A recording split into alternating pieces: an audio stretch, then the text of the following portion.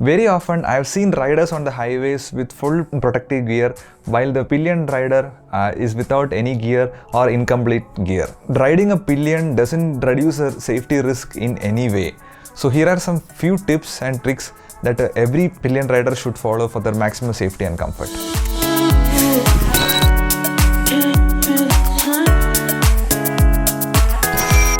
Hey everyone, welcome back to another video.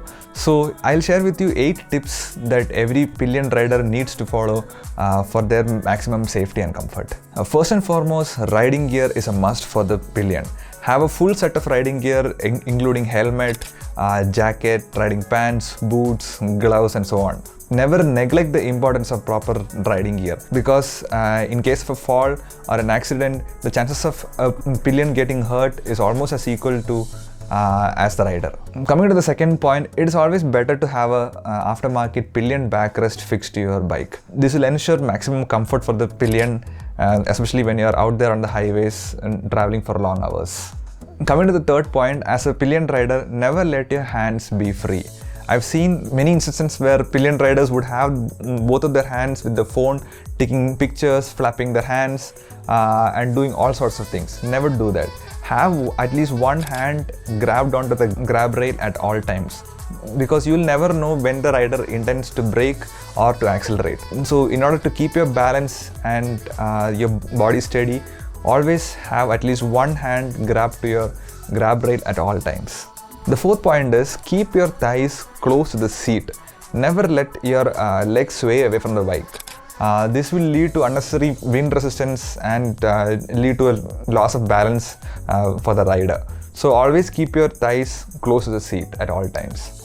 The fifth point that I want to stress on is that never try to control the motorcycle yourself. Whenever a pillion rider sees an incoming traffic like vehicle at very high speeds, the natural instinct would be to use their body weight to steer the bike towards the left or towards the right. This is highly dangerous. As a pillion rider, you should not decide the direction of the bike. Grab onto the grab rail, keep your body fairly rigid and trust the rider to make the right choice. This will make it easier for the rider to steer, to control and maintain balance. The sixth point is never distract the rider. As it is tempting to show a beautiful sight along the highway or a wild animal that you want to bring the rider's attention to, it comes at a great cost of safety. The rider should always stay focused on the road and the immediate surroundings only. So if you have something that you would like to bring to the notice of the rider, signal him to slow the bike down or even to stop the bike and then show him the size that you want to show him or her. The seventh point is that it is better to use intercoms for communication. It is absolutely necessary to have a constant communication with the rider for two things. For anything that you want to convey that you are feeling uncomfortable or you want to take a break or something like that, and to keep the rider engaged so that the rider doesn't lose concentration and doze off. And often when you try to talk through the helmet, you'll have to shout to get your voice across because there will be high wind resistance and wind noise that is coming along your way.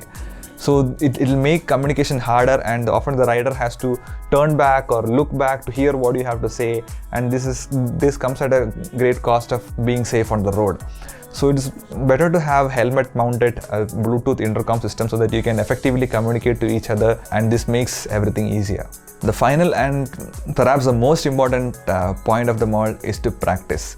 Practice riding a pillion first for short distances before you decide to go on highway touring. Pillion riders tend to fatigue faster than the riders because they receive the most amount of impact from the ground on the rear seat, and often the rear seat is much smaller than the rider seat. So all in all, a pillion rider is not as comfortable as a rider always. So it is necessary to practice riding a pillion for short distances first, get used to it, get to know it, get adjusted to it, and then try longer distance on the highways. So with all that being said, a pillion rider can enjoy motorcycle ride just like the rider. Follow these basic safety tips and precautions that you need to take so that you can enjoy the most of being a pillion rider. Thank you for watching this video. I hope you guys liked it. See you in the next one. Bye bye.